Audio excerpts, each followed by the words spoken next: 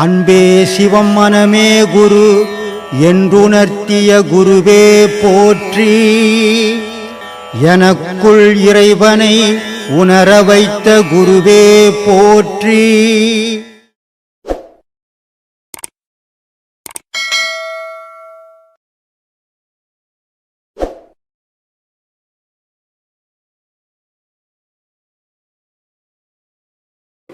சுவாமி, ஜாதகம் ராசி அதுல உண்மை இருக்கா இல்லையா அப்படிங்கிறது அந்த கேள்வி நான் பல வாட்டி கேட்டுட்டாங்க, பல வாட்டியும் சொல்லிட்டேன். இதோ எங்கள் சம்சாரம் இருக்கிறாங்க, அவங்க தங்கச்சிக்கு ஒரே பொண்ணு, அவங்க பெரியப்பாக்கு ரொம்ப ஜாதகம் பார்த்து கல்யாணம் பண்ணி வச்சாங்க. கல்யாணம் வெள்ளிக்கிழமை நடந்தது, எல்லாரும் போயிட்டு வந்தாங்க. ஜாதகம் பார்த்து பேர்ராசி பார்த்து கல்யாணம் பண்ணாங்க. வெள்ளிக்கிழமை கல்யாணம் ஆச்சு, சனிக்கிழமை புருஷன் செத்து போயிட்டார். இப்போ ஜாதகம் மெய்யா பொய்யா நீ சொல்லு. பொய்யாகி போச்சு. ஜாதகம்ன்றது ஒரு நம்பிக்கை. இது பார்த்தா பொருத்தம் சரியாக இருக்கும், இதை கட்டினா சரியாக இருக்கும்.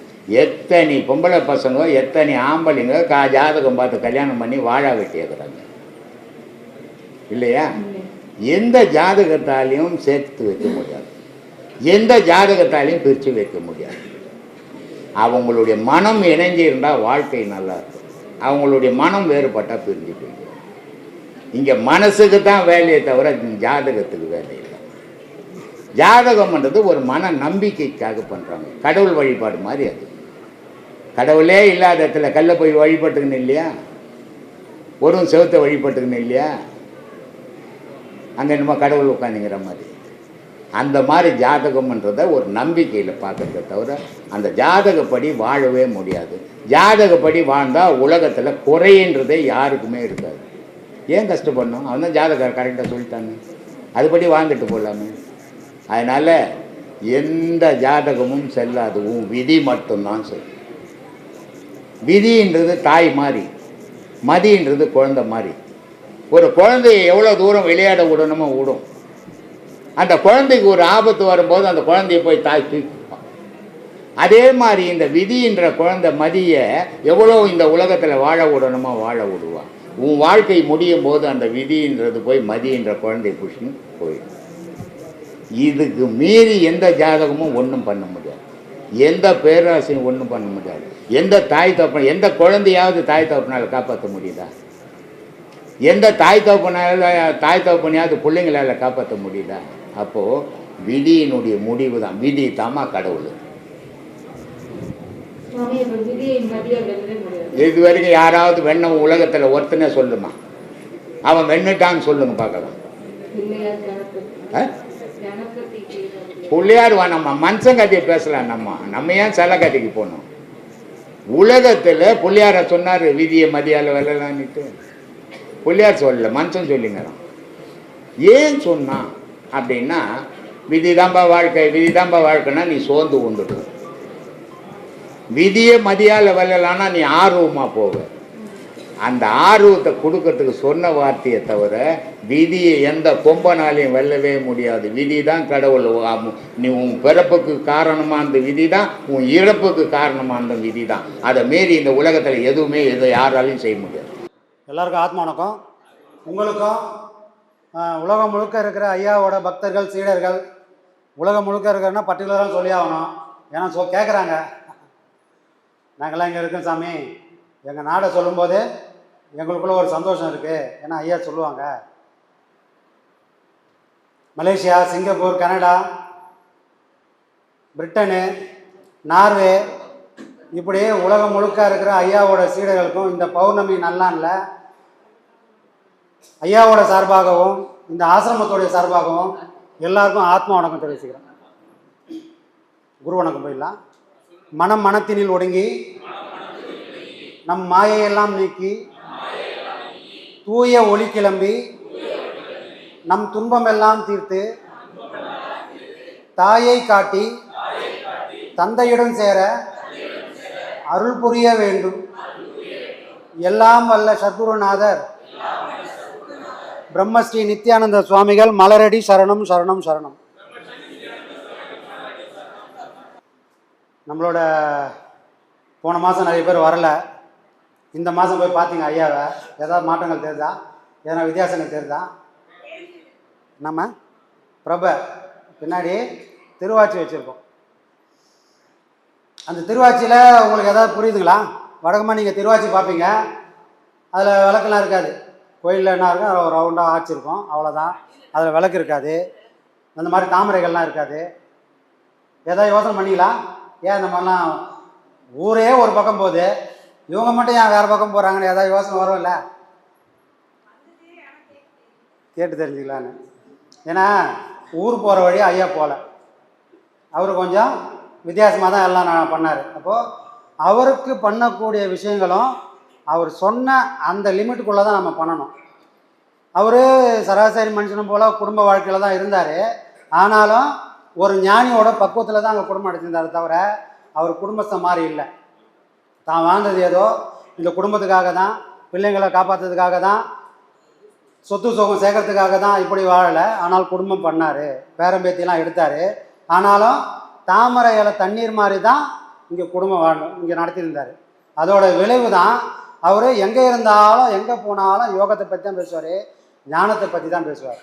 அப்போ அவருக்குன்னு ஒரு விஷயங்கள் பண்ணும்போதும் அது ஒரு பொருளாக கூட இருக்கலாம். பொருளாக இருந்தாலும் அங்கே அவர் சொன்ன அந்த யோகத்தையும் ஞானத்தையும் அங்கே கொண்டு வந்து சேர்த்துக்கிறோம். நம்ம அந்த ஆட்சியில் சுற்றி 5 விளக்கு வச்சுருக்கோம். 5 விளக்குன்றது ஐயா ஒரு ஸ்டில் ஒன்று கொடுக்கும். ஐயாவோட ஸ்டில் ஒரு விரலை காட்டுவார், இப்படி 5 மூடி ஒரு விரலை காட்டுவார், அப்படி நிற்பார். அது எதுக்காகனா 5 அடங்க 1 அடங்கும், இல்லை 1 அடங்க 5 அடங்கும். அப்போது அந்த 5 விளக்கு எதை குறிக்குதுன்னா, நமக்குள்ளே இருக்கிற 5 பஞ்ச கருவிகளும் 5 புலனும் எனக்குள்ளே ஒடுங்குனா மனம்ன்றது ஒடுங்க ஆரம்பிச்சிடும். இல்லைப்பா, மனம்ன்றது ஒடுங்குனா இந்த 5 புலனும் வேலை செய்யாமல் ஒடுங்கிடும். அப்போ ஏதோ ஒன்று நடக்கணும். அப்போ அங்கே 5 விளக்கு எதுக்காக வச்சுருன்னா, 5 புலனையும் ஒரு மனுஷன் சுட்டெரித்தால், அதனால தான் அதை விளக்காக வச்சுக்கிறோம். சுட்டெரித்தால் இங்கே கீழே பார்த்தீங்கன்னா வெறும் முட்டு தான் இருக்கும், தாமரை முட்டாகவே இருக்கும். உச்சியில் மட்டும் ஒரே ஒரு தாமரை மலர்ந்துருக்கும். அப்போது ஒரு மனுஷன் தன்னுடைய புலன்களையும் மனசையும் அடக்கி ஆண்டால் இங்கே முட்டாக இருக்கிற இந்த அறிவு மேலே தாமரை என்ற ஞானமாக மலரும். அதுக்கு சாட்சியாக நம்ம ஐயா இருக்கார். அதை உருவகப்படுத்தி தான் அங்கே நம்ம திருவாச்சியை வச்சுருக்கோம். எதை செஞ்சாலும் ஐயா சொன்ன அந்த கோட்டில் இருந்து நம்ம அப்படியும் போகிறதில்ல இப்படியும் போகிறதில்ல. நமக்கு கலங்கரை விளக்கம் நம்ம ஐயா மட்டும்தான், வேறு யாரும் நம்ம எடுத்துக்கிட்டே கிடையாது. சரிங்களா? அப்போ நீங்கள் பார்க்கும்போது இந்த விஷயத்தையும் நீங்கள் மனசில் வச்சுக்கணும், எதுக்காக வச்சுருக்காங்கன்றது. ஏன்னா நாம் வந்தது அதுக்காக தான். ஏதோ பாடம் வாங்கணும், போகிற வழியெல்லாம் போகலான்னா அது நடக்காத காரியம். பாடத்துக்கும் நம்ம உதவ மாட்டோம், குடும்பத்துக்கும் உதவ மாட்டோம். எங்கேயோ ஒரு இடத்துல நியூட்ரலைஸ் பண்ணிக்கிட்டு ரெண்டுத்தையும் பேலன்ஸ் பண்ணிக்கிட்டு தான் போகணும். எது வரைக்கும் போகலான்னா, குடும்பன்றது நம்மளை ஒரு நாள் கைவிடுற வரைக்கும். அப்போ பாடம் பண்ணினே இருக்கிறோம் சாமி, முதல் பாடம் வாங்குறேன்டா, பாடம் வாங்கினே இருக்கிறோமே, எவ்வளோ நாளைக்கு இந்த பாடம் பண்ணுறது அப்படின்னு ஒரு கேள்விகள் வரலாம். ஏன்னா நிறைய பாடம் வாங்கினவங்களாம் இருப்பாங்க. எவ்வளோ நாளைக்கு இந்த பாடம்லாம் பண்ணணும் அப்படின்னா, எதுக்காக பாடம் வாங்கணுமோ அந்த இலக்கை அடையிற வரைக்கும் இந்த பாடம் பண்ணணும். எதுக்காகனா, என் மனம் செயல்படாமல் நிற்கிற வரைக்கும் பாடம் பண்ணணும். அப்படி நின்றுட்டா பாடத்துக்கு அவசியமே இல்லை, அதுக்கப்புறம் பாடம் பண்ண வேண்டிய வேலையே இல்லை. இவ்வளவும் பண்ணுறது அந்த மனமானதை அடக்கிறதுக்காக தான். அதனால தான் வேறு எங்கேயும் இந்த மாதிரி விஷயங்களை சொல்கிறதே கிடையாது. நிறைய இடத்துலலாம் போனோம்னா கண்ணை மூடி தியானம் பண்ண சொல்லுவாங்க. காரணம் என்னென்னா, மனசை அங்கே அடக்க வேண்டிய வேலையே கிடையாது. மனசை அடக்க வேண்டிய வேலை இல்லாதனால அதை பண்ணக்கூடியவங்களுக்கு எந்த போராட்டமும் இல்லை. சொன்னதை சொன்ன மாதிரி பண்ணி கண்ணை மூடி உட்காருப்பா, உக்காந்துட்டேன் சாமி, எதையா நினச்சிக்கப்பா, நினச்சிக்கணும் சாமி, அழகாக பண்ணிட்டு போவாங்க. ஆனால் பலன் இருக்கானா? ஐயா சொன்ன வார்த்தை தான், நயா பைசா கூட பிரயோஜனம் இல்லை. அப்போ மனம் அழிந்தால் மட்டும்தான், மனம் அழிக்கக்கூடிய கலையை கற்றுக்கின்னு தான் மேலான இன்பத்தை அடைய முடியும். அப்படி அடைஞ்சாதான் நான் அதிலே நிற்க முடியும். ஒரு குழந்தைகிட்ட போய் இப்போ என்கிட்ட கட்டுக்கட்டாக பணம் கொடுத்தாங்கன்னா நான் ஏதோ பிரயோஜனமாக செலவு பண்ணுவேன். ஒரு குழந்தைகிட்ட போய் கட்டுக்கட்டாக பணம் கொடுத்தா அது என்ன பண்ணோம்? அந்த பணத்தோட மதிப்பு அதுக்கு தெரியுமா? தெரியாது. எல்லா விளையாட்டு பொருள் மாதிரி இந்த பணமும் ஒரு விளையாட்டு பொருள் மாதிரி நினச்சிக்கும்.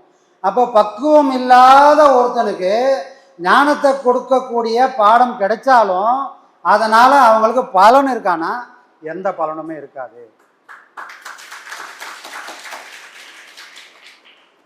அதுக்கு தான் நம்ம ஆரம்பத்தில் கொஞ்சம் கடினமான பாதை தான். ஆனால் எதுக்காகன்னா உனக்கு கிடைக்க வேண்டிய பொருள் பெரிய பொருளுப்பா, அதை தாங்கக்கூடிய சக்தி உனக்கு வரணும்.